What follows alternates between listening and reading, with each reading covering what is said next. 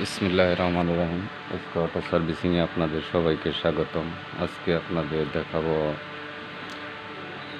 48 volt powder ব্যাটারির একটি charger কি সমস্যার কারণে এদিকে পাওয়ার আসতেছে না। তো আসলে ভিডিওটি বড় হয়ে যাবে, এই জন্য আমি খুলে নিয়েছি। দেখেন আপনারা যে আসলে এই চার্জারটি লাইন দেওয়ার পরে লাইন দিয়ে দিলাম আমি, দেখেন লাইন দেওয়ার পরে বাতি আসতেছে, কিন্তু আপনার কোনো আউটপুট ভোল্টেজ পাওয়া যাচ্ছে না। এই যে দেখেন আউটপুট কোনো ভোল্টেজ এদিকে নাই, দেখেন কোনো ভোল্টেজ নেই আউটপুট। তো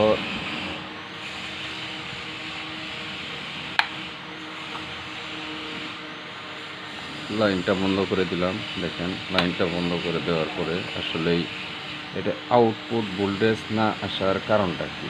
আসলে এটা আউটপুট ভোল্টেজ আসতে দেখেন আপনারা, আউটপুট ভোল্টেজ না আসার কারণ দেখেন আপনারা, এই যে একটা টেনজিস্টর আছে, এই টেনজিস্টরটা দেখেন আপনারা, এই যে এই টেনজিস্টরটা আমি পুরা মাপজোক দিয়ে দেখেছি, এই টেনজিস্টরটার সমস্যা আছে। তাহলে আমি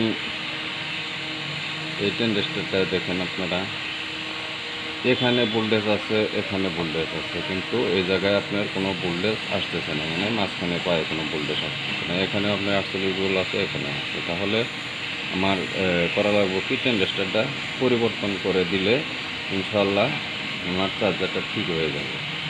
তো এরকম লাইট আসলে যদি আপনার বাতি না, লাইট আসার পরে যদি দেখেন যে আপনার ভোল্টেজটা আসতেছে না, তখন আপনি করবেন কি, দেখবেন যে আসলেই যে আপনার এদিকে ডিসি সাইডে, এসি সাইডে কোনো সমস্যা নাই, ডিসি সাইডে আপনার কী সমস্যাটা হতে পারে, এই জিনিসটা দেখে তারপরে আপনারা কাজ করবেন। আমি যদি এখন এই যে এই ট্রানজিস্টরটা মসফেটটা চেঞ্জ করে দেই, তাহলে ইনশাল্লাহ আমার ভোল্টেজটা আমি পেয়ে যাব।